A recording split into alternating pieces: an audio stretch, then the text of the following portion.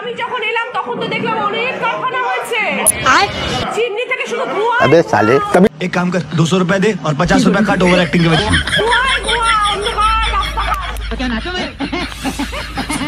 হয়েছে তাহলে কি করে বলছেন যে কারখানা হয়নি চিমনি থেকে শুধু ধোঁয়ায় ধোঁয়া অন্ধকার চিমনি থেকে শুধু ধোঁয়ায় ধোঁয়া অন্ধকার রাস্তাঘাট। হ্যাঁ ঠিকই দেখেছো, তবে একটা কলকারখানার ধোঁয়া না, ওটা ছিল বিড়ির ধোঁয়া।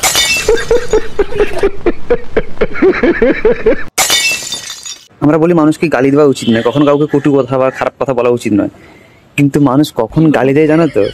এরকম কিছু আওয়াল কিছু কথা শুনলে মানুষ তখনই গালি দেয়। না ছিল দিদি নাম্বার ওয়ানে, পোষালো না, এখন এসছে গালি খেতে।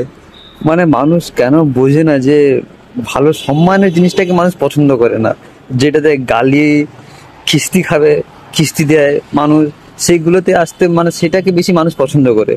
আর সেটা জল জানতে প্রমাণ হচ্ছে আমাদের দিদি নাম্বার ওয়ানে আছে বড় দিদি। আমি যখন এলাম তখন তো দেখলাম অনেক কারখানা হয়েছে চিমনি থেকে শুধু ধোঁয়ায় ধোঁয়া